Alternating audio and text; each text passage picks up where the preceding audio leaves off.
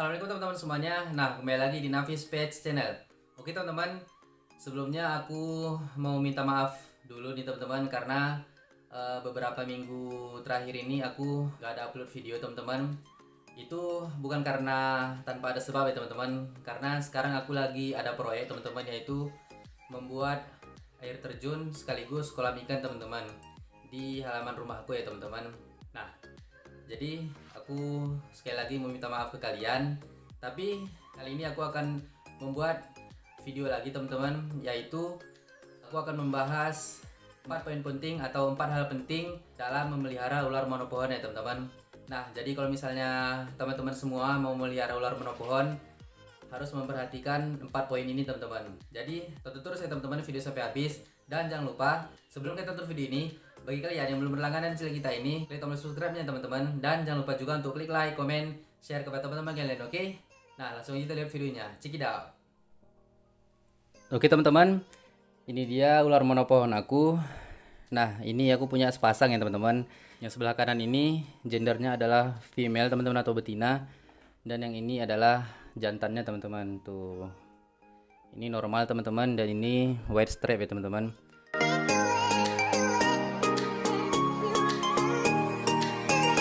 Nah, jadi teman-teman, di poin yang pertamanya ini adalah menurut aku poin yang sangat penting teman-teman, yaitu pakan dari ular monopohonnya teman-teman. Nah, jadi teman-teman, kenapa aku meletakkan poin ini di poin pertama? Karena teman-teman, setahu aku teman-teman, banyak sekali kiper-kiper pemula itu mau memelihara ular tapi tidak siap untuk menyediakan pakannya teman-teman. Nah, contohnya aku sendiri teman-teman. Kenapa aku nggak pelihara ular yang gede-gede teman-teman, kayak piton atau ular-ular boa yang lain teman-teman, kayak boa constrictor, imperator teman-teman. Itu kan adalah ular-ular besar teman-teman. Nah, karena aku sadar teman-teman, aku nggak bisa atau aku nggak siap menyediakan makanan mereka teman-teman, karena di tempat aku sangat susah sekali teman-teman untuk mencari yang namanya mencit atau tikus putih teman-teman. Nah, makanya teman-teman, aku memilih memelihara ular monopohon ini teman-teman, karena aku tahu dan aku sadar di tempat aku ini sangat mudah sekali untuk mendapatkan cicak teman-teman. Nah, jadi teman-teman, setahu aku teman-teman, dan kebanyakan juga teman-teman aku lihat di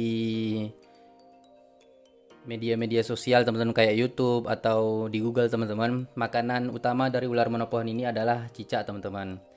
Nah, walaupun banyak teman-teman kiper ular monopohon ini takut memberikan cicak teman-teman, karena alasan mungkin cicak ini punya virus teman-teman atau punya bakteri teman-teman. Nah, tapi aku sendiri memang biasanya ngasih cicak ini teman-teman, karena seperti yang aku bilang tadi, di tempat aku ini sangat susah sekali untuk mencari mencit teman-teman atau tikus putih ya teman-teman. Nah, makanya biasanya atau selalu teman-teman aku ngasih pakannya cicak ini teman-teman. Jadi kalau misalnya kalian memang nggak siap teman-teman untuk mencari cicak ini, opsi lainnya kita memang bisa memberi mereka makannya pinkis teman-teman, atau baby dari tikus putih ya teman-teman. Nah, oke, sekarang kita langsung praktek aja teman-teman, karena di sini aku mau ngasih tips kalian prakteknya ya teman-teman, supaya kalian juga bisa lebih paham teman-teman. Oke, ini aku ambil dulu teman-teman cicaknya, karena kebetulan aku cuma punya satu ekor cicak teman-teman. Jadi kita akan kasih salah satu ular aja ya teman-teman. Nanti ular yang satunya lagi aku tangkap dulu cicaknya teman-teman. Oke, kita kasih yang ini teman-teman.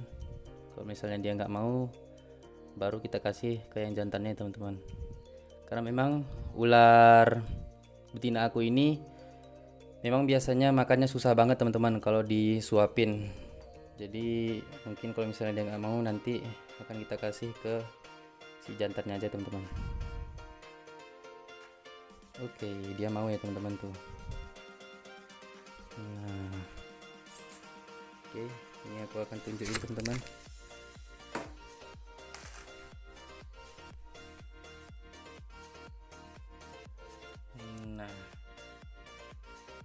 teman-teman, penampakan ular monopohon makan ya teman-teman.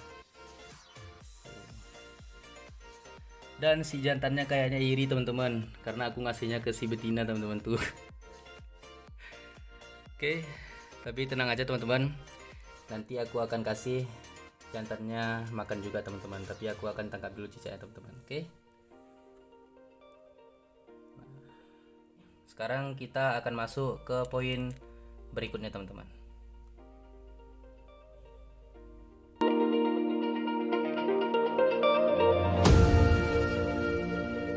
Nah, kemudian teman-teman, setelah tadi kita membahas poin yang pertama tentang makanan ular monopohonnya, di langkah yang kedua ini atau di poin kedua ini, yang paling penting dan gak kalah pentingnya adalah menjaga kebersihan kandang ularnya teman-teman.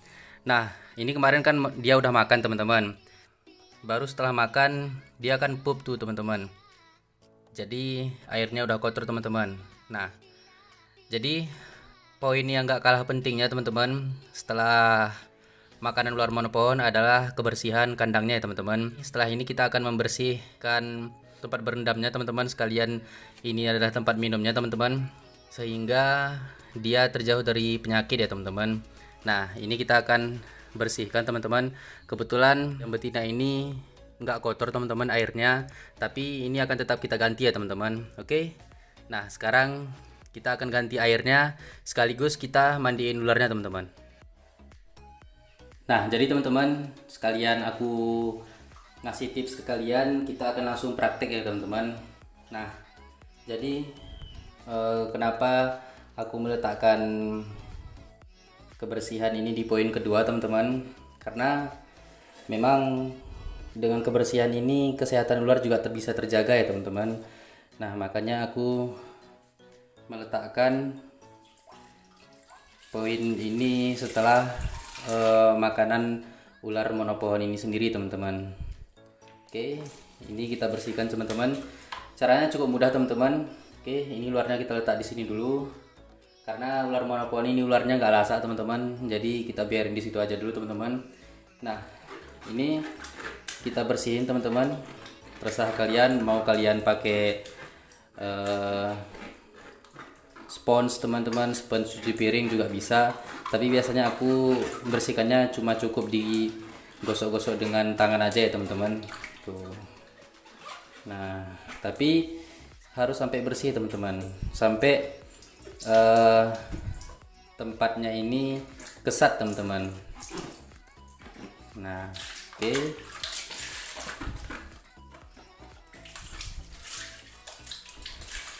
Nah, ini udah bersih teman-teman. Baru ini ularnya kita letakin di dalam ini teman-teman. Sekalian ularnya agak kita elus sedikit-sedikit teman-teman, supaya ularnya bersih teman-teman. Tuh, cukup diginiin aja teman-teman ularnya. Oke, kemudian kita siram teman-teman. Nah, tuh, jadi ularnya kalau udah mandi kayak ini nanti tinggal kita jemur teman-teman. Tuh. Nah, ini adalah jantan ya teman-teman. Nah, begitu juga dengan seterusnya teman-teman. Kalau kalian punya 2 atau 3 ular, caranya sama ya teman-teman. Nah, ini aku cuma nunjukin yang satu ini aja teman-teman. Nanti ular betinanya nggak aku videoin teman-teman, karena takut nanti videonya terlalu panjang teman-teman. Oke, ini kita taruh air lagi teman-teman, air berendamnya sekaligus untuk air minumnya teman-teman. Nah, baru setelah ini kita letakin di kandangnya lagi teman-teman.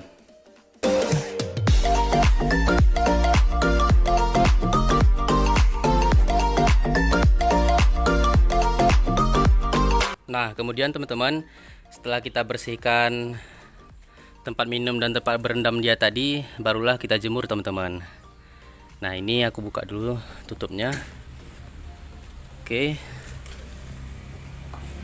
itu dia teman-teman, udah berendam di air, dan ini lagi nangkring tuh teman-teman di kayu. Jadi teman-teman, jemurnya pun nggak usah terlalu lama ya teman-teman. Cukup 10 sampai 15 menit aja teman-teman, baru setelah itu kita angkat teman-teman. Karena menurut pengalaman aku teman-teman, ular monopohon ini nggak suka terlalu lama-lama dipanasin teman-teman, atau dijemur ya teman-teman. Nah makanya untuk menjemurnya cukup seminggu sekali, dan sekali jemur itu cukup 10 sampai 15 menit aja teman-teman. Tuh, jangan sampai kita kelamaan menjemurnya yang menyebabkan nanti ularnya dehidrasi, dan bisa-bisa aja sih teman-teman kalau misalnya ularnya kepanasan mati teman-teman. Tuh. Oke. Ini aku lagi jemur iguana juga teman-teman. Tuh. Ini iguana babynya. Nah, tuh teman-teman. Dia lagi berjemur tuh. Ini yang kemarin kita unboxing ya teman-teman. Baby super red iguana teman-teman. Tuh. Ini iguana pertama aku teman-teman. Tuh. Ini green dan ukurannya ya udah gede ya teman-teman tuh. Bentar lagi kangkungnya juga akan aku ganti teman-teman sama yang baru, karena ini kangkungnya udah mulai habis ya teman-teman tuh. Tuh lihat teman-teman, babynya, wah sehat banget kan teman-teman tuh.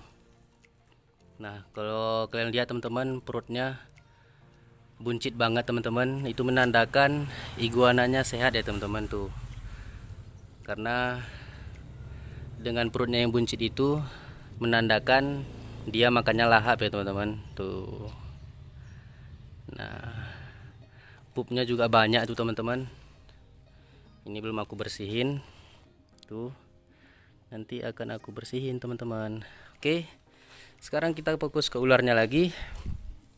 Nah jadi di step ini kita harus menjemur ular kita atau ular monopohon ini seminggu minimal sekali teman-teman. Oke, sekarang kita lanjut ke tahap berikutnya.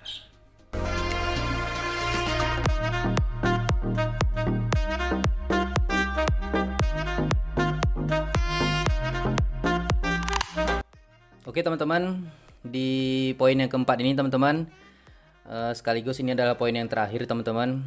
Jadi di poin yang keempat ini teman-teman, hal yang harus kita perhatikan yaitu kandangnya teman-teman. Kandang ini adalah hal yang juga nggak kalah pentingnya teman-teman, karena bagaimanapun juga kalau kita mau melihara ular teman-teman, ataupun tarantula, ataupun hewan-hewan yang lainnya teman-teman, mau itu ayam, kerbau, pokoknya semuanya teman-teman, ikan, tentu kita harus menyediakan kandangnya ya teman-teman. Nah jadi teman-teman, setup kandang ular monopohon aku ini teman-teman cukup simple teman-teman. Alasnya aku cuma pakai sampah kayu teman-teman.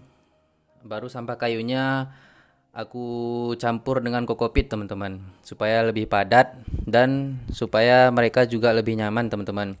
Baru yang namanya ular monopohon teman-teman, nama juga monopohon teman-teman, dia adalah ular jenis yang arboreal teman-teman.